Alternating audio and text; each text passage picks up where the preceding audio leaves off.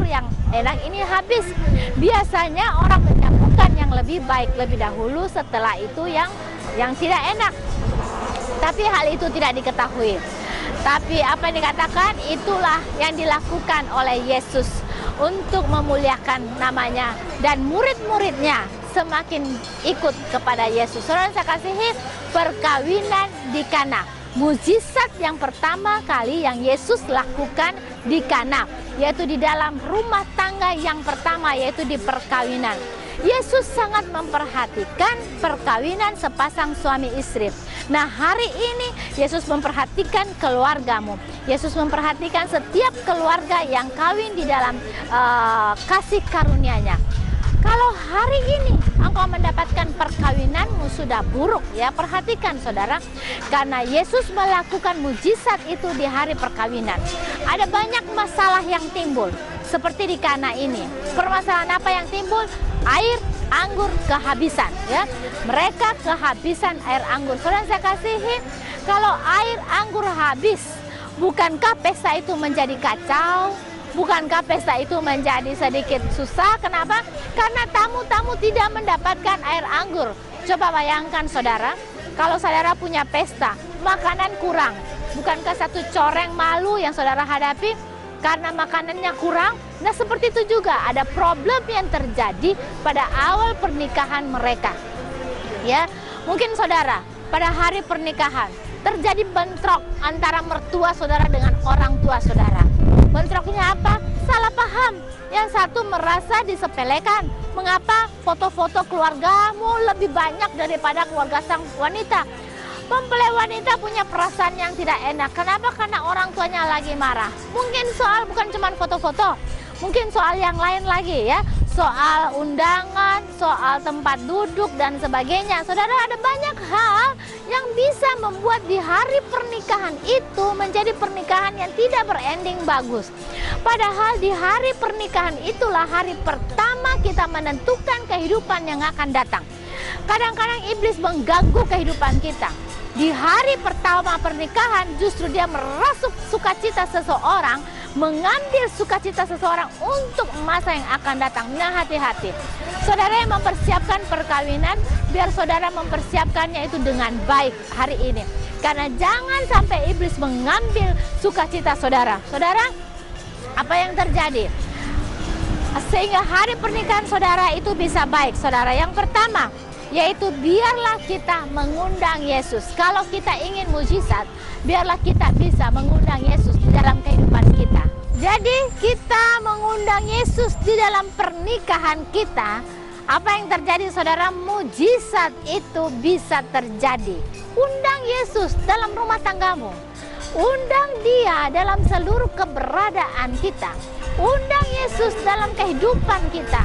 Maka mujizat itu pasti terjadi. Saudara, kalau hari ini rumah tangga saudara, ya, yang seperti saudara lakukan, ada begitu banyak masalah.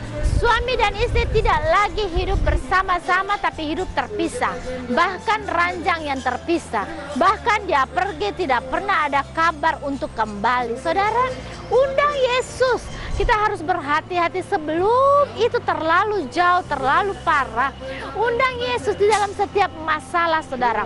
Ada orang yang memasang forbidden di dalam kehidupannya. Dia pasang tanda palang tidak menerima Tuhan di dalam hidupnya. Saudara kita butuh Tuhan di dalam kehidupan kita. Kita tidak bisa berjalan sendirian. Kita tidak tahu apa yang terjadi di depan kita.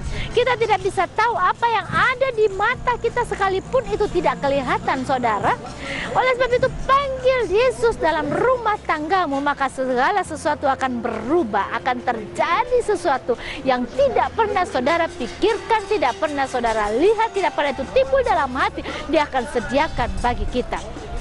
Seperti perkawinan di Kana. Pada waktu ada Yesus dalam perkawinan itu, mujizat terjadi ya. Perkawinan mereka dapat berjalan dengan baik. Saudara, jangan pasang tanda larang di dalam kehidupan saudara. Kenapa? Ada yang melakukan itu karena dia tidak mau Tuhan campur tangan di dalam kehidupannya.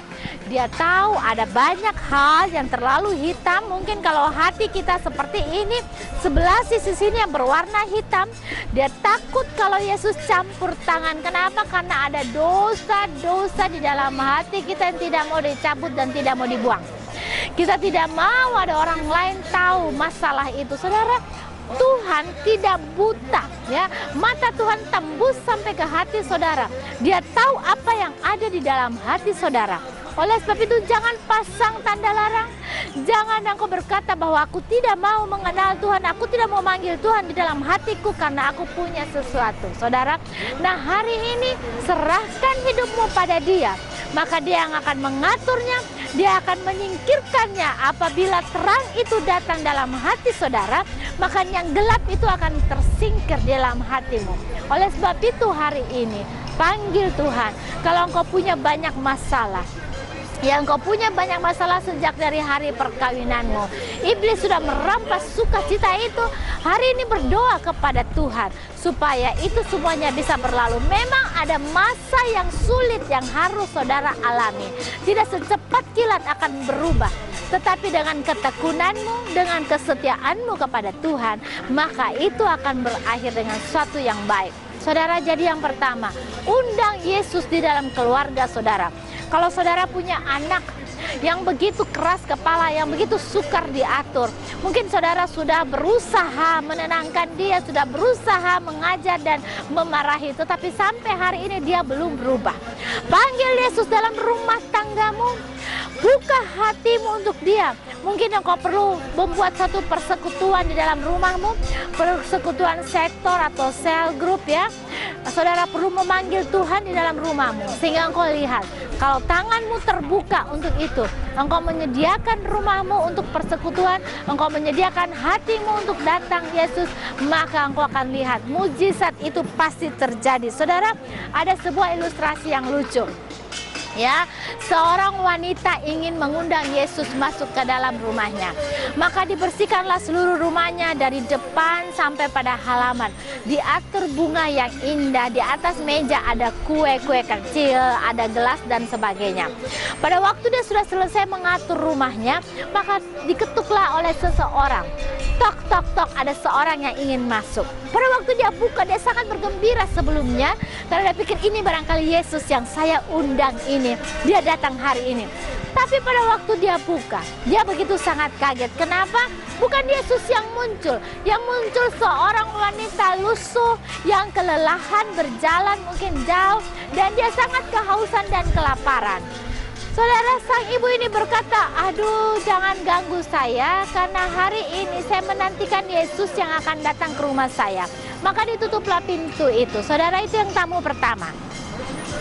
Sekian lama ditunggu lagi, kira-kira mulai siang hari ada ketukan yang kedua. Sang wanita ini begitu senang. Kenapa? Karena dia pikir ada Yesus yang akan datang.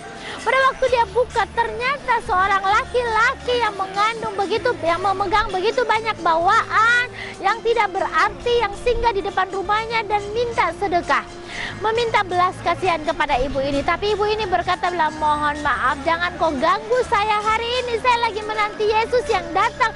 Dia mau datang hari ini, tolong jangan ganggu saya. Maka ditutuplah pintu yang kedua dan dia berada dalam rumahnya. Dia mulai berpikir, Yesus mana ini? Kenapa sudah saya panggil tapi Yesus tidak pernah muncul? Mengapa Yesus tidak muncul? Dan tiba-tiba dia mendengar lagi ketukan yang ketiga. Wah, hatinya sangat bersukacita. Mulai sore ya, dia pikir ini pasti Yesus yang datang. Masa Yesus tidak datang? Saya sudah berdoa pasti Yesus datang. Nah, pada waktu dia buka pintunya, ternyata yang dia lihat bukan Yesus yang datang yang dia maksudkan. Dia melihat seorang yang begitu luntang-lantung, pakaiannya jelek sekali, mukanya kotor dan sebagainya. Minta untuk menumpang di rumahnya. Wanita ini begitu marah dan membanting pintu itu dan berkata, saya tidak mau diganggu, yang saya tunggu adalah Yesus. Saudara, 3 orang yang datang ke tempatnya dan semuanya ditolak oleh wanita ini. Maka tertidurlah wanita ini sambil capeknya menunggu Yesus yang akan datang. Pada waktu dia tertidur, saudara, pada waktu dia tertidur, dia bermimpi Yesus datang kepada dia dan dia sangat bersuka cita. Apa kata Yesus kepada wanita ini? Sudah 3 kali saya mendatangi engkau, tapi engkau selalu menolak saya. Mengapa engkau menolak saya?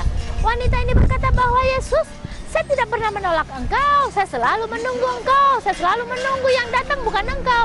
Yesus bilang, itu